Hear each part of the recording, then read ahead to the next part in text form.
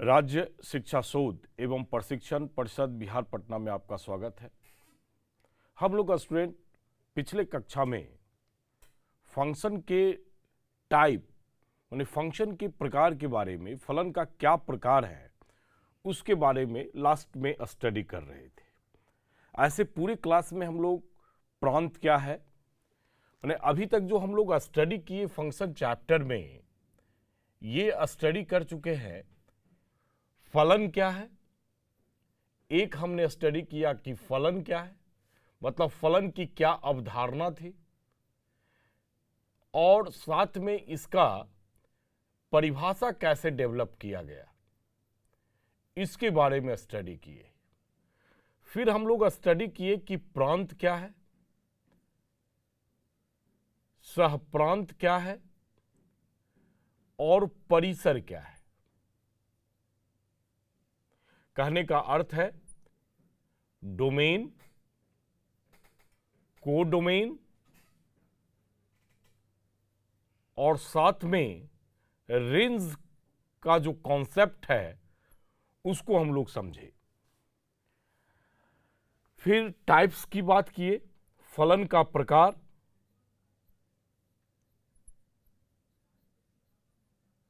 और इसमें फलन के प्रकार में ये भी हम जाने कि हमारा 12th का सिलेबस क्या है और 11th के सिलेबस क्या है। इसमें कुछ और भी महत्वपूर्ण फलन हैं जो एडवांस मैथमेटिक्स में पूछा जाता है। तो हम टाइप्स ऑफ फंक्शन का फिर एक बार स्टडी करेंगे। जो रेस्ट पिछले क्लास में बच गया था उसके बारे में कह रहे हैं। सम अदर इंपॉर्टेंट फंक्शन की बात करते हैं।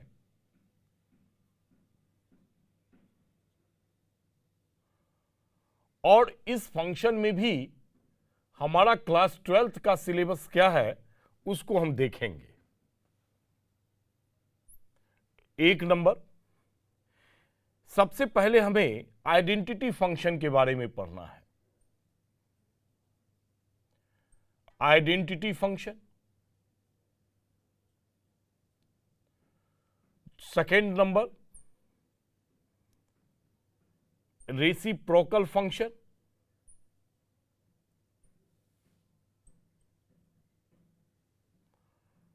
Third, square root function.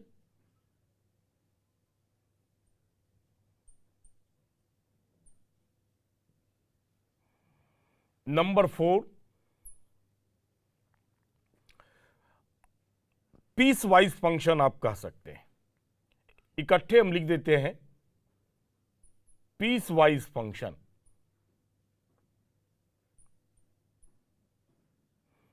Piecewise function में भी हम टाइप्स बना सकते हैं। Modulus function,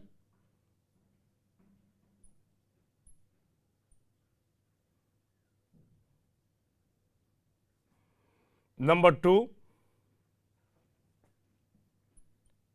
signum function,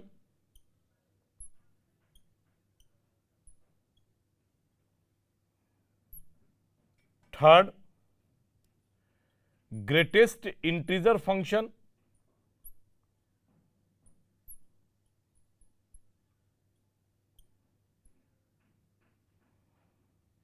least integer function,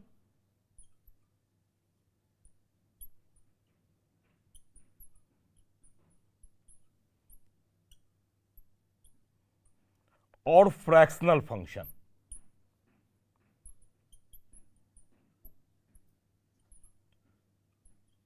fractional function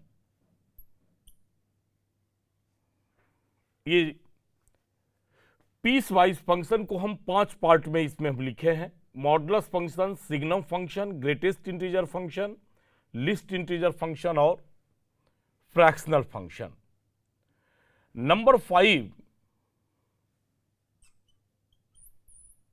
even function,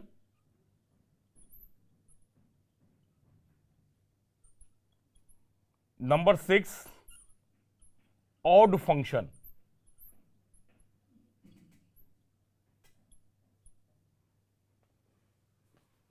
number 7, explicit function.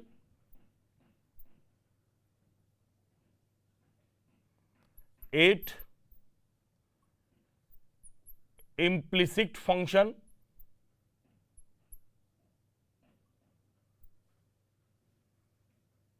9 में आ जाते हैं homogeneous function. Homogeneous function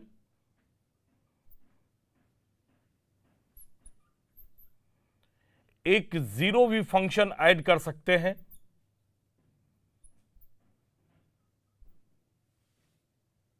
11, equal function.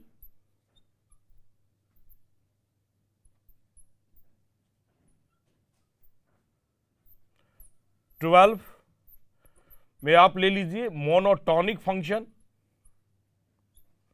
Monotonic function, और यहां मोनोटॉनिक फंक्शन का मतलब है इंक्रीजिंग फंक्शन और डिक्रीजिंग फंक्शन। इंक्रीजिंग और डिक्रीजिंग फंक्शन।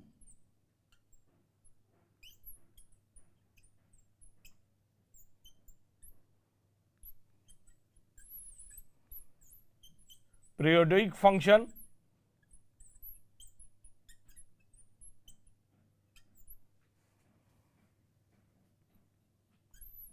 इनवर्स फंक्शन,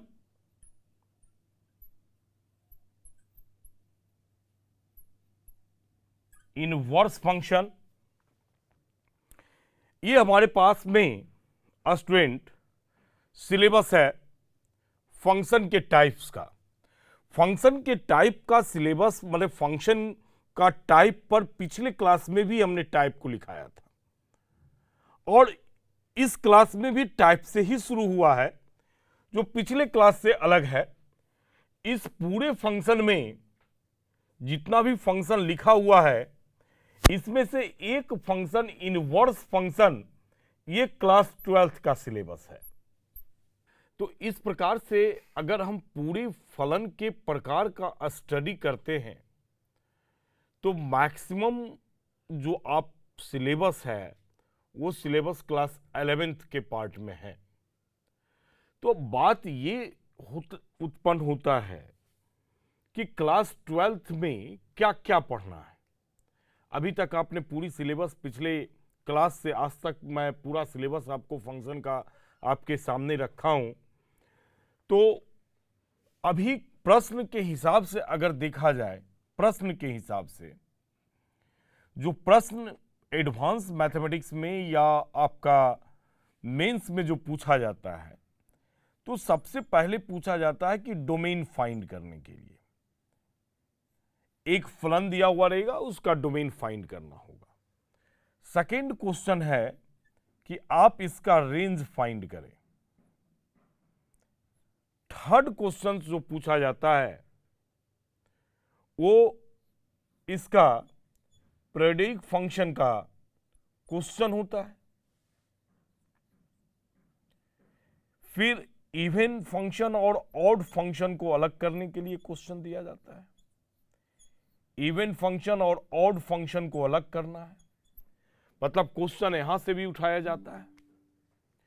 उसके बाद यहां से देखेंगे कि आपको एलिमिनेट करने देगा कि one function, many one function, onto function, onto और साथ में इन टू फंक्शन। ये फंक्शन को आपसे पूछा जाएगा कि ये कौन सा फंक्शन है। फिर फंक्शन का इनवर्स फाइंड करने के लिए दिया जाएगा कि आप फंक्शन का इनवर्स फाइंड करें, इनवर्स फंक्शन निकालें। और लास्ट क्वेश्चन आपसे पूछा जाएगा कि दो फंक्शन का कंपोजिशन कैसे करते हैं, कंपोजिशन ऑफ फंक्शंस, दो फंक्शन का कंपोजिशन कैसे करते हैं।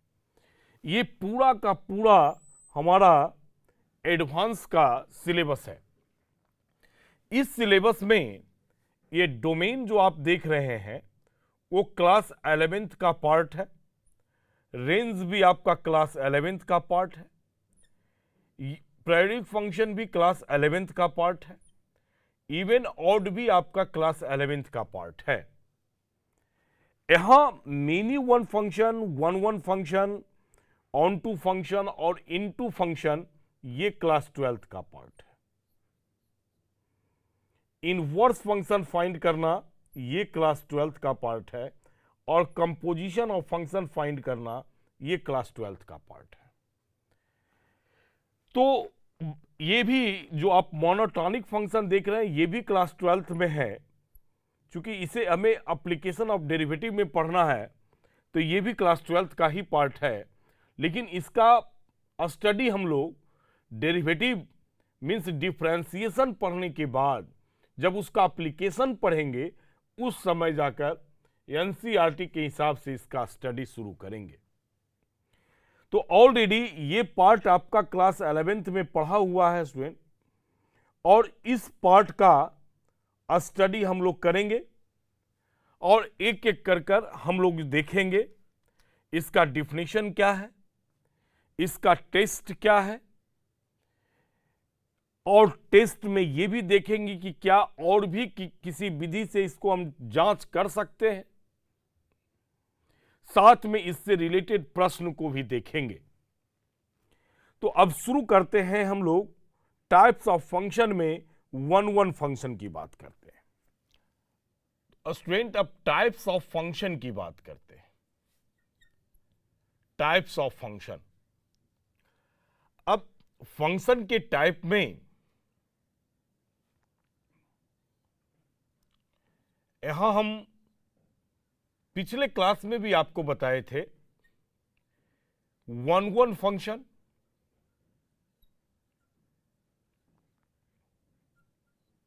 और many one function. Many one function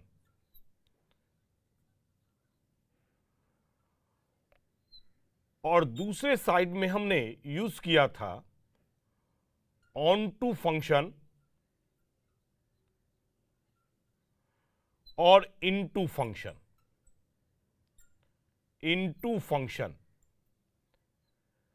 अब यहां से बारी बारी से हम लोग एक एक फंक्शन का स्टडी करेंगे। एक एक फंक्शन का स्टडी करेंगे।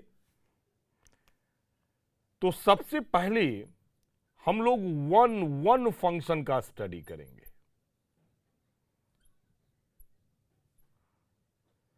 अब जैसा वन फंक्शन का स्टडी करने में हम पहले भी इसका नाम बताए थे कि इसे हम इंजेक्टिव फंक्शन भी कहते हैं,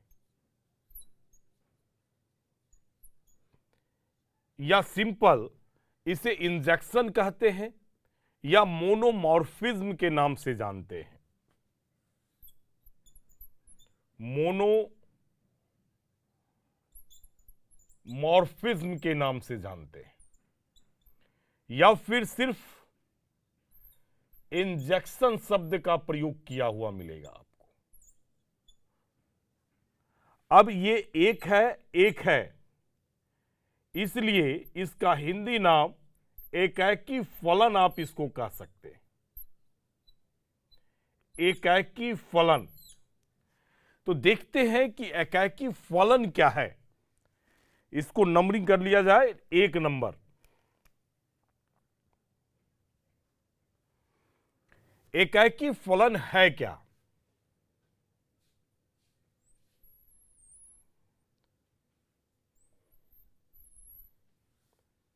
ए और बी ये फंक्शन है।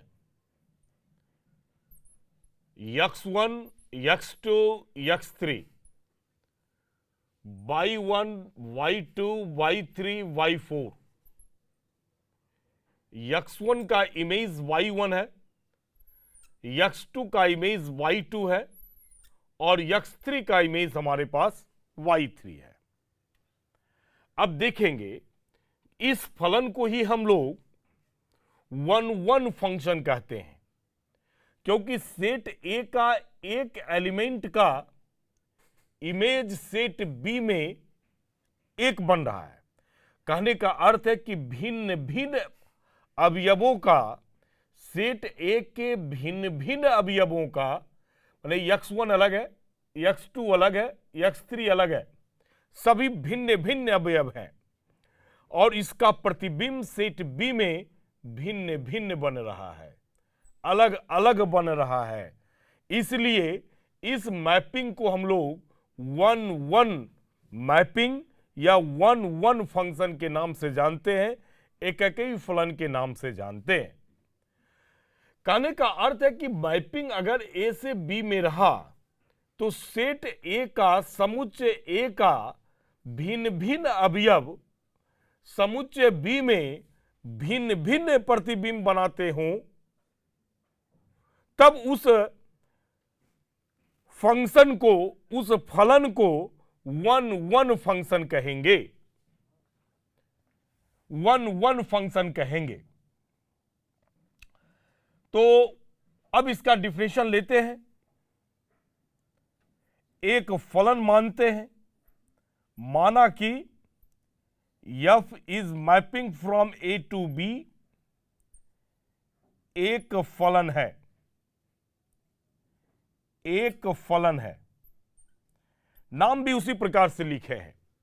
यहां f है, फंक्शन है और मैपिंग ए से बी है, इसलिए हमने यहां भी मैपिंग ए से बी लिया है। अब फलन f ए से बी 1-1 फंक्शन कहलाएगा। फलन f ए टू बी एकैकी फलन कहलाता है।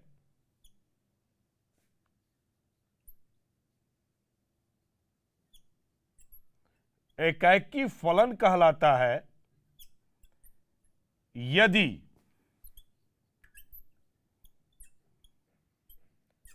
समुच्चय ए का भिन्न भिन्न अवयव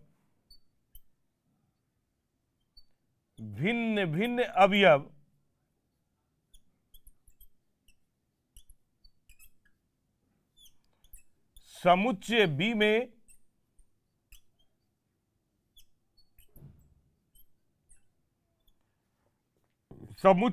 में भिन्न भिन्न प्रतिबिंब बनाते हों, भिन्न भिन्न प्रतिबिंब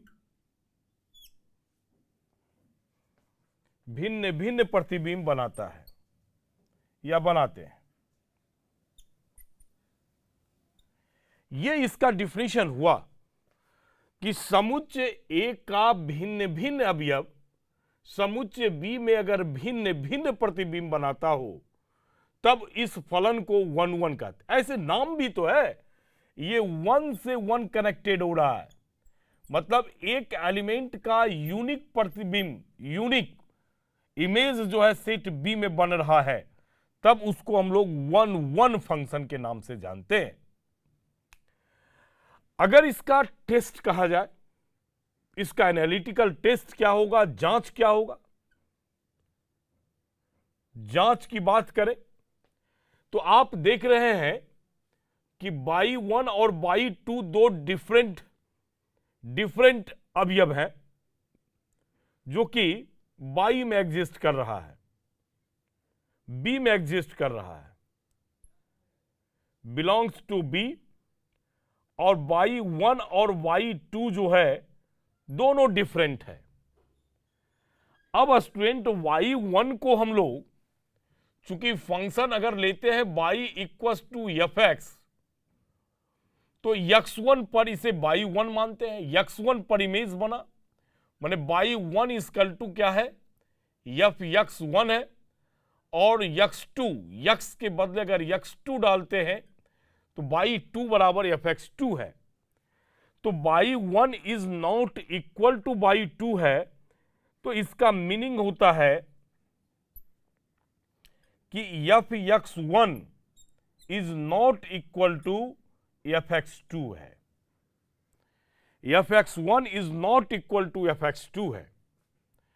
तो अगर आप ऐसा लेते हैं और रिजल्ट आपको फाइनली रिजल्ट जब इसे आप कैलकुलेट करेंगे तो आपको यह प्राप्त हो जाए कि x1 और x2 भी आपस में इक्वल नहीं है, मतलब ये दोनों भिन्न है, तो x1 और x2 भी आपस में क्या हो जाएंगे, भिन्न भिन्न अवयव हो जाएंगे। और यहां x1 और x2 दोनों जो है वो सेट ए से बिलोंग करता है। अगर ऐसा आ जाए तब हम कहेंगे कि यह फंक्शन जो है 1-1 फंक्शन है, मतलब fx1 equal to is not equal to fx2 लेंगे और रिजल्ट में x1 is not equal to x2 आ जाए तो फंक्शन को कहेंगे कि 1-1 फंक्शन है। इसका कन्वर्स का भी यूज कर सकते हैं, इसका विलोम का भी यूज कर सकते हैं। क्या विलोम का यूज करना है कि अगर आप fx1 is equal to fx2 लेते हैं, सपोज कीजिए दोनों बराबर ले लेंगे, तो रिजल्ट में x1 is equal to x2 आ जाएगा। तो दोनों में कोई भी जांच का प्रयोग कर सकते हैं आप। ये मेरा डिफिनेशन के द्वारा निकाला गया जांच है, कह सकते हैं कि एनालिटिकल टेस्ट आपका है।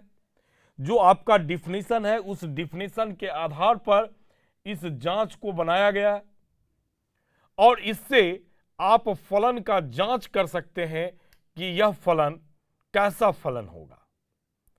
अब एक एग्जाम्पल लेते हैं और देखते हैं इसका जांच करके। माना कि यफ इसका प्रांत भी रियल है और सह प्रांत भी रियल लिए है। यफ is mapping from real to real. fx बराबर 2x प्लस 5 से परिभाषित है।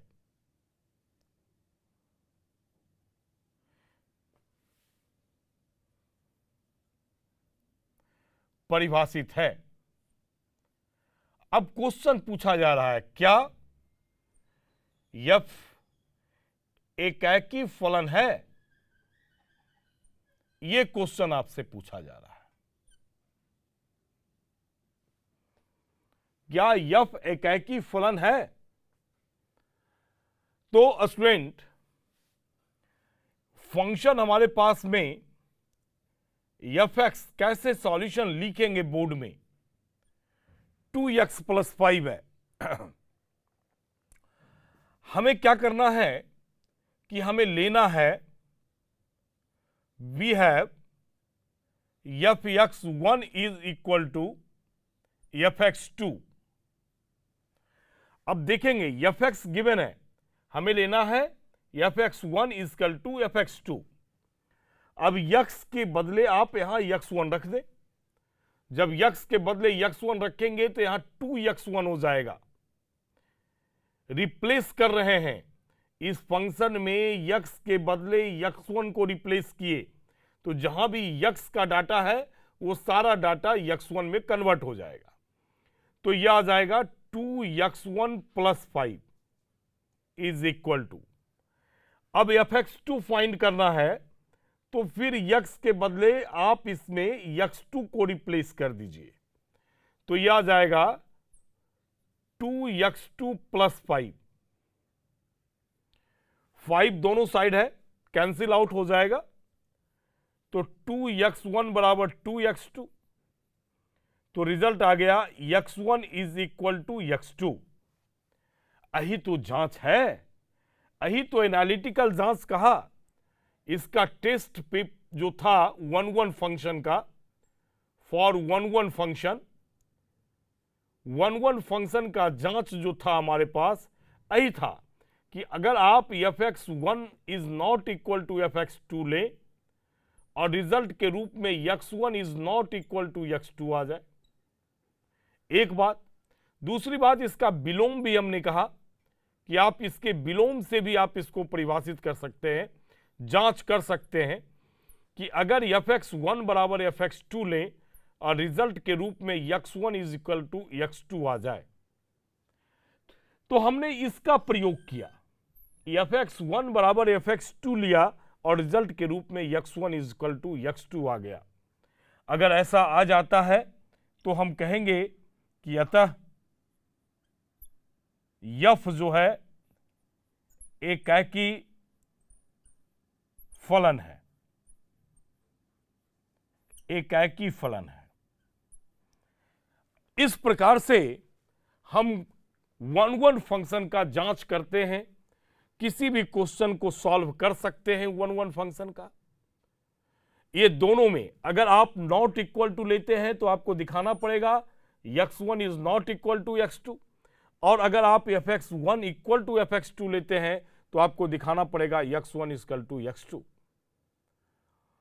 अब ये सोचने की बात है, एक जांच तो हमने पढ़ लिया जो उसके परिभाषा से मिला, इसका ग्राफिकल जांच भी होता है, आप इसे ग्राफीय कह दीजिए।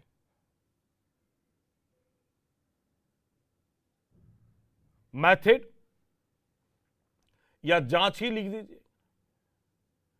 क्या है कि 1-1 फंक्शन अगर है, मान लिया जाए कि आप उसका ग्राफ खींचेंगे, फंक्शन का ग्राफ खींचें, ये सपोज करते हैं कि एक ग्राफ आता है y इक्वल टू fx का, ये ग्राफ है। अब x एक्सिस के पैरेलल लाइन खींचेंगे, इसके डोमेन में कहीं भी खींच सकते हैं, सॉरी इसके रेंज में कहीं भी खींच सकते हैं, x के पैरेलल लाइन। अगर x के एक समानांतर रेखा को खींचा जाए और यह सिर्फ एक ही बिंदु पर कट करे, तो इसका अर्थ है कि यह फंक्शन 1-1 फंक्शन है, एकाकी फलन है, क्योंकि सिर्फ एक ही पॉइंट पर कट कर रहा है। इसलिए यहां y इक्वल टू fx जो है कैसा फंक्शन है, तो एकाकी फलन है। यदि x अक्ष के समानांतर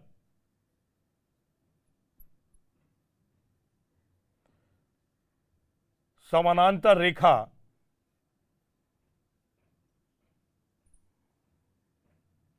खींची जाए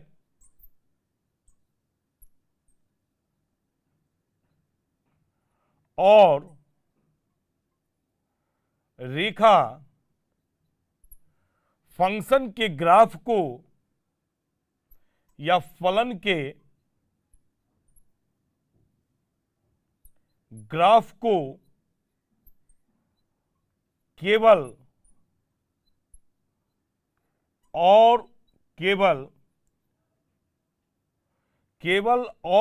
केवल एक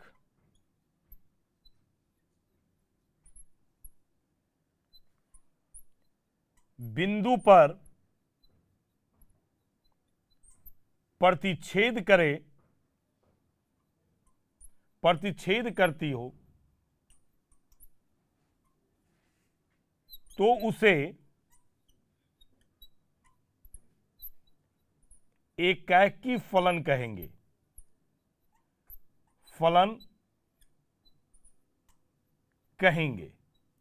तो इस प्रकार से ग्राफ से भी आप इसको जांच कर सकते हैं।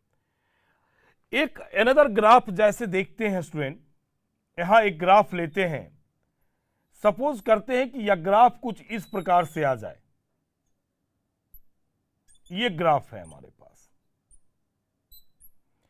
और x अक्ष के समानांतर रेखा खींचे, ये ग्राफ हमने खींचा, तो देख रहे हैं कि यहां एक बिंदु और यहां 2 बिंदु और यहां 3 बिंदु पर यह ग्राफ को, फंक्शन के ग्राफ को कट कर रहा है।